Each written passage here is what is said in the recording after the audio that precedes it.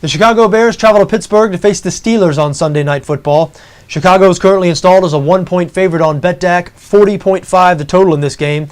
Not very often you see the Steelers as a home underdog, especially in a must-win situation like this, but it has everything to do with the play of the Pittsburgh offense. The Steelers have been dreadful offensively this season, currently ranked 31st in the NFL in total yards per game. Only Jacksonville has been worse. So people look at this game and they say, how is the Pittsburgh offense going to generate enough points to beat a quality team like the Chicago Bears? And I don't really have an answer for that. I've seen the Pittsburgh offense just like you have over the first couple of weeks. They struggle to protect Ben Roethlisberger. Not many weapons around Roethlisberger. They can't run the ball as usual. However, I do have a Pittsburgh lean in this game, and it has everything to do with the other side of the ball. The Pittsburgh defense versus the Chicago offense. Pittsburgh, one of the finest defenses in the NFL. They've led the league in total defense for the past 2 seasons, and they look like they're nasty on that side of the ball again this year. In a Week 1 loss to Tennessee, they held the Titans to less than 230 total yards. And they get Jay Cutler and the Bears this week. Cutler, as unreliable as any quarterback in the NFL. Throughout his career, he has been known for periodic meltdowns, games in which he turns the ball over 4, 5, 6 times. Seems to shrug his shoulders and not care about the whole situation. He'll leave the field, come back on the field, turn the ball over again, and give it another shrug of the shoulders.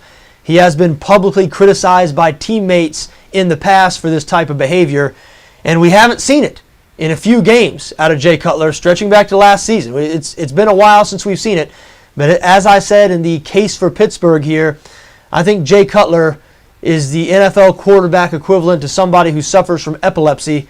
This guy, if he's not triggered, he can move through life or move through a game just fine, and you wouldn't even know he has the condition. But as soon as those stressors appear, as soon as he's made uncomfortable, he'll drop to the floor and stop flopping around. And in this situation against the Pittsburgh defense, which again is as good as any defense in the NFL, I think this is one of Jay Cutler's stressors. And I think on Sunday night, it's best to just leave him alone, let it play out, make sure he doesn't hurt himself or swallow his tongue. It could get ugly on the road in Pittsburgh.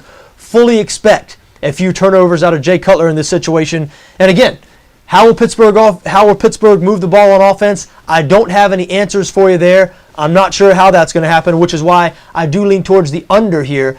Total is 40.5. Worth mentioning, the under is 14-3 in Pittsburgh's last 17 home games, so if the under comes through tonight, certainly wouldn't be unusual.